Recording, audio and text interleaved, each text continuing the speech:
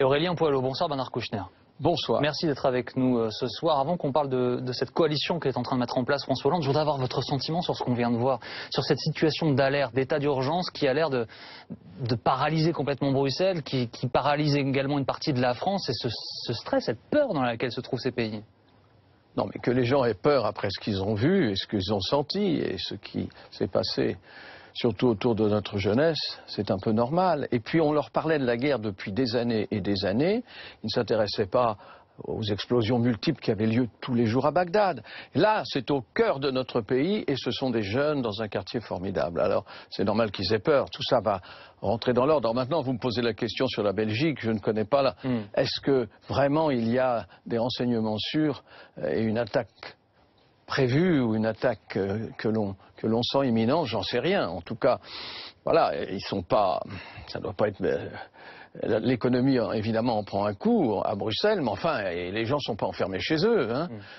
Simplement, ils ne peuvent pas beaucoup se déplacer, mais enfin, ils vont faire leurs courses, ils restent là, les écoles. Oui, ça paralyse un peu. Ça fait beaucoup, 4 jours, je pense, que il y a là quelque chose qui m'échappe un tout petit peu.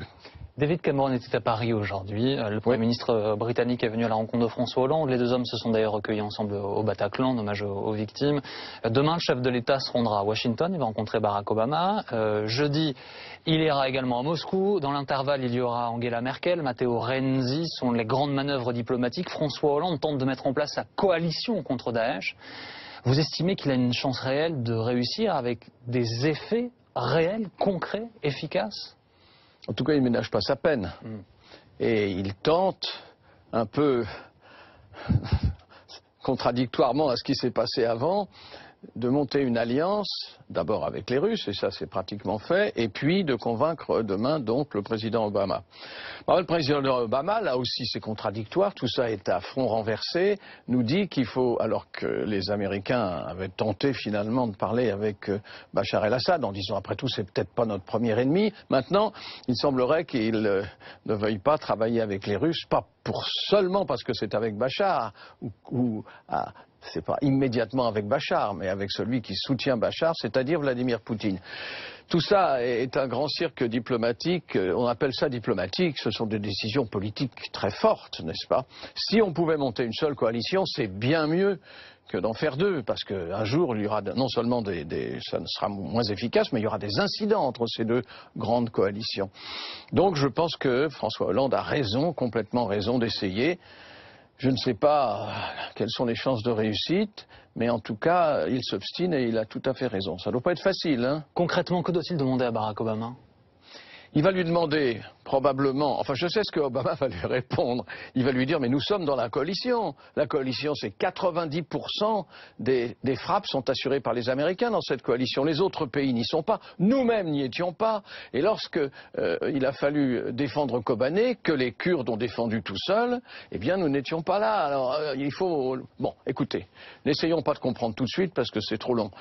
Et puis c'est pas simple. Mais là, il me semble que si quelque chose pouvait se passer qui permette une espèce de coordination pour frapper le Daesh, je pense qu'on fera reculer le Daesh. Et je pense de toute façon qu'on le fera reculer et que nous gagnerons, nous, les démocrates, gagnerons.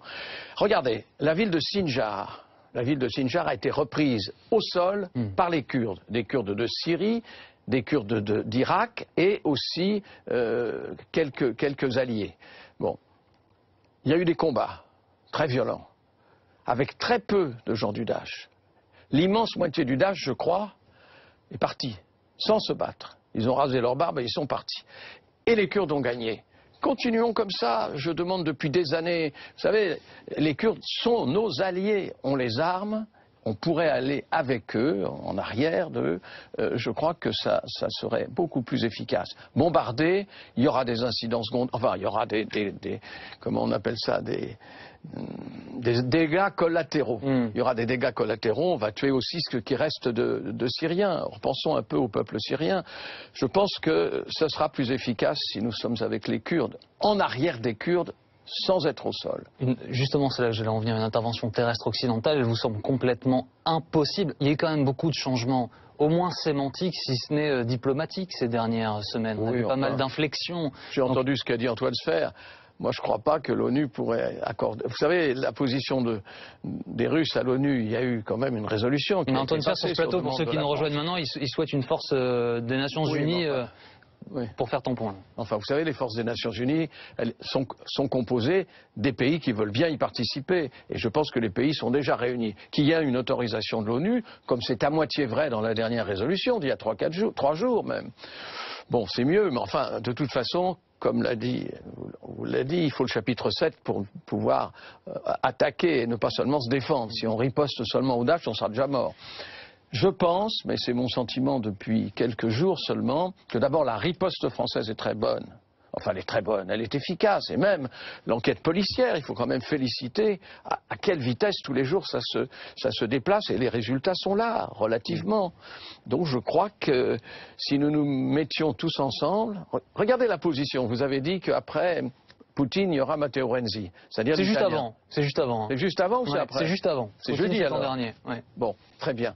Lui, il ne veut pas faire la guerre pour le moment.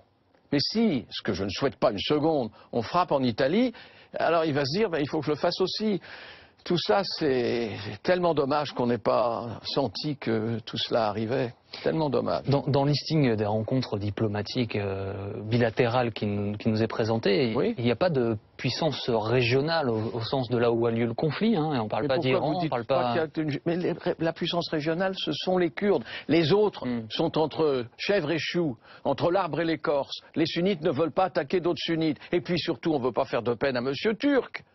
Alors le Premier ministre Davutoglu arrive pour la COP, très bien, mais enfin, en réalité, on ne veut pas se montrer trop amis des Kurdes, qui sont les seuls capables, pour le moment, au sol, de battre le Daesh, et de le battre assez vite. Encore une fois, la ville de Sinjar est tombée. Mais entendre ça, alors qu'il y a une urgence, enfin pour les Français, c'est compliqué à comprendre. C'est-à-dire, on ne va pas armer la force susceptible de vaincre Daesh parce qu'on ne veut pas froisser Erdogan, c'est quand même un peu fort. Oui, mais c'est vrai.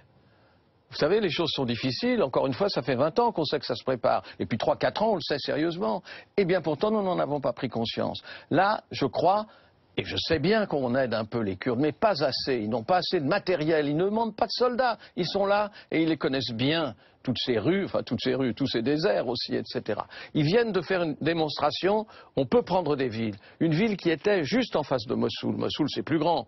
C'est la deuxième ville d'Irak. Mais de l'autre côté, il y avait Sinjar. Et Sinjar, ils l'ont prise à la main, si j'ose dire. Et ils y sont. Alors, voilà une leçon dont on doit tenir compte. Et je pense que le président Obama ne dira pas qu'il envoie des troupes. Il y aura quelques forces spéciales, et ça suffit d'ailleurs pour entraîner, s'ils ne le sont pas encore assez, et puis surtout pour soutenir les Kurdes. Faisons une déclaration commune pour soutenir ceux qui se battent à nos côtés, mais c'est-à-dire plutôt nous serions à leur côté, ceux qui se battent contre notre ennemi commun. Merci beaucoup Bernard Kouchner. Écoutez, je l'ai déjà dit, même chez vous. Nous, ce soir en direct dans Grand Temps.